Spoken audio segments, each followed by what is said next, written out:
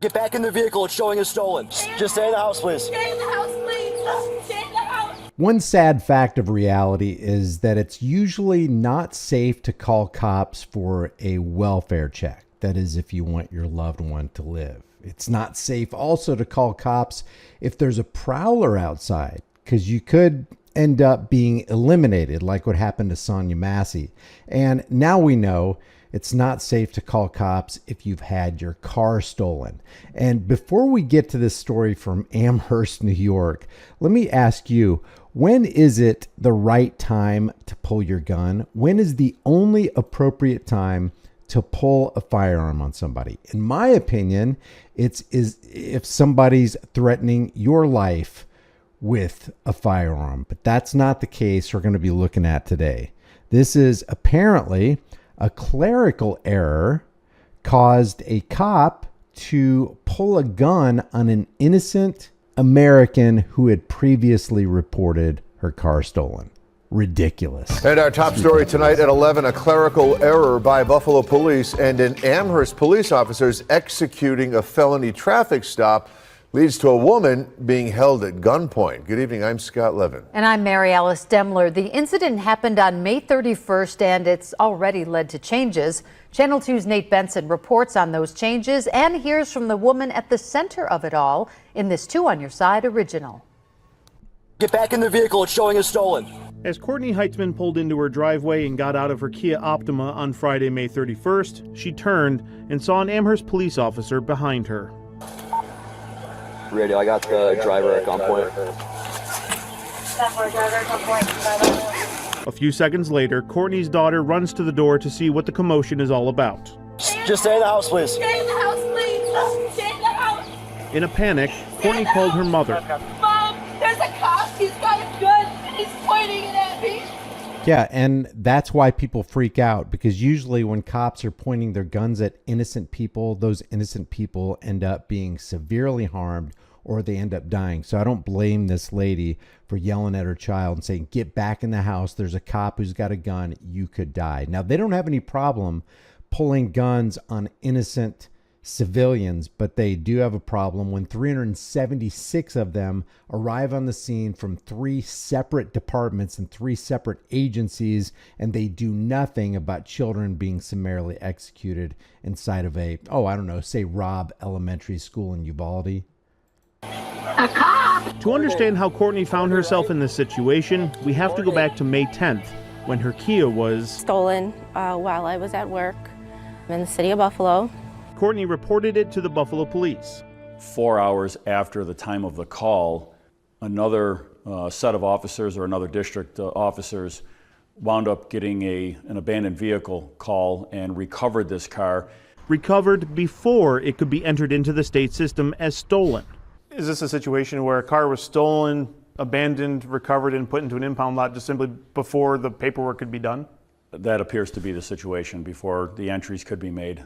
Now, it doesn't seem like any of that is relevant, and the reporter doesn't ask this cop the question, but if you have a registration and they can run your plate, and when that plate comes up and they run it on the computer screen inside of the patrol cruiser, you know that the address comes up with it, so that the likelihood that the thief stole the car and returned the car back to its owner on the owner's property at the specific address is highly unlikely. So all the cop had to do is take one more step, look at the tag number, look at the vehicle, and look at the registration that corresponds with the address. But he didn't do that. He decided to go ahead and pull a gun on an innocent person. Later that night, not realizing it had already been recovered, Buffalo police entered Courtney's vehicle as stolen into the New York statewide police information network. So in the eyes of every police department in the state, Courtney's car was still considered stolen. The vehicle was eventually towed to a repair shop, and Courtney got it back on May 29th. It was during her drive home on May 31st when she drove past an Amherst police officer on Sweet Home Road. His license plate reader in his vehicle indicated that there was a stolen vehicle that he'd passed. Amherst Police Chief Scott Chamberlain says So he had a license plate reader. Why are we spending all of this money on all this technology for all these police departments, and the guy reading the screen isn't doing his job? The officer then swung around and began following Courtney. He sped up really close and there were no lights. I wasn't sure if I should pull over or not, and I was so close to home, I just continued to drive home. I figured lights would come on if I was getting pulled over. By the time that all that information was gathered, the vehicle had pulled into a driveway. The officer stopped, pulled up behind the vehicle and initiated a traffic stop. Why are you pointing a gun at me? I am not pointing a gun at you. I'm pointing a gun at the gun. You did, though. I did, yes. Absolutely, I did. Why? Because I'm right in front. You see Yes. the car, it's registered to this Okay, house. Courtney, just hang tight for There you go. She said it. You see that the car is registered to this house, and he even knows this woman's name. He just called her by name. Absolutely, I did. He has no shame. See, here's the deal. If you make a mistake on the job, you get in trouble. If cops make a mistake on the job, you get in trouble. You could get harmed. You could lose your life. Why? It's called qualified immunity. Because they're immune from any prosecution if they make a mistake like this on the job. a second. No, this is not right. This is not Not right. radio. When you got out of your car and saw that a gun was drawn on you, what immediately went through your head? I was gonna die. Like, I didn't know what the heck was going on. And this is a person that I've been told is supposed to keep me safe. So when we have a stolen vehicle, what we do is called a felony car stop. I understand. So you're hold gonna on. you're So gonna let pull me a gun finish. out in front of me, in Yes, front of my own 100%. home? 100%. That's terrible. Yes. Looking back on it, how do you feel about the whole thing? I don't feel good about it. I still don't feel good about it. I still never really. How do I feel about it? You mean other than the fact I could have died, other than the fact that the cop could have freaked out, turned his gun on my kid, and ended my kid's life? How do I feel about that? Is that, just to be specific, is that what you're talking about? Got an explanation on why the gun was held on me for so long.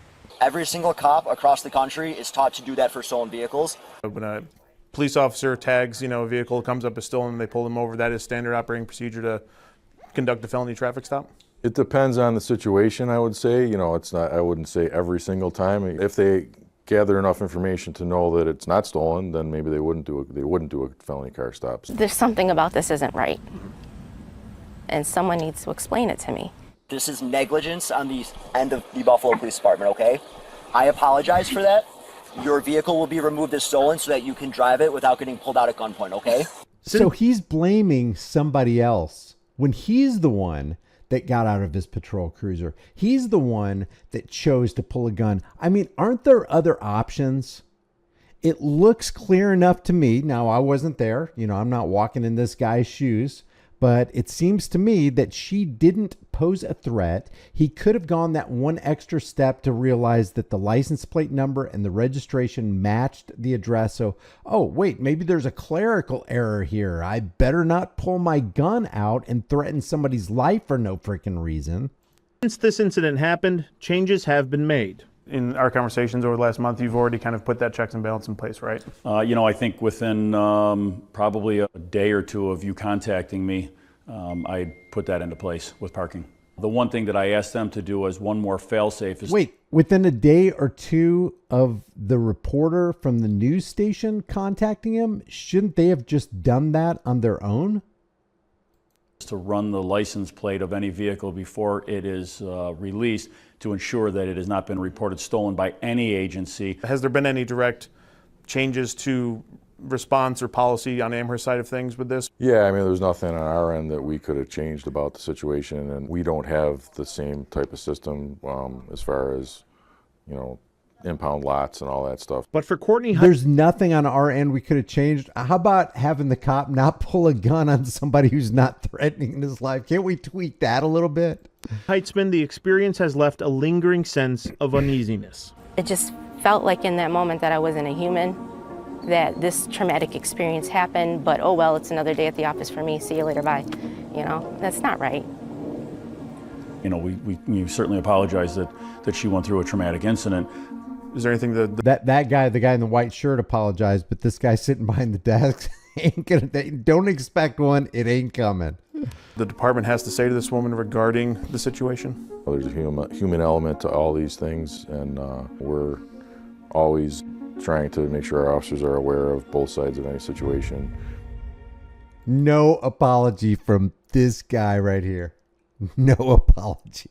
Now, even though Buffalo Police created a checks and balance if your vehicle is recovered, Commissioner Grimaldi said to double check with the department to make sure your vehicle has in fact been removed from the state system. And please make sure next time you interact with the Buffalo Police Department, you wear your Kevlar vest and your battle helmet. These cops are pathetic. Leave your thoughts about this for the world and the global thought police in the comments section below. If you haven't done so already, subscribe to my brand new channel called The Disturbing Illusion, where we expose the left versus right political paradigm lie under the circus big top. Also, subscribe to Here's the Deal. Hit the bell notification icon. Give it a thumbs up. Share it with everybody you know. Don't forget to subscribe to my email list through my website, highimpactflix.com, if you want to support the channel further. Grab a shirt like this brand new design, Trump Fauci 2024. Give us another shot. It really helps to keep the lights on. Become a channel member, but more importantly, realize that in times of universal deceit, telling the truth is a revolutionary act. I'll see you in the next video.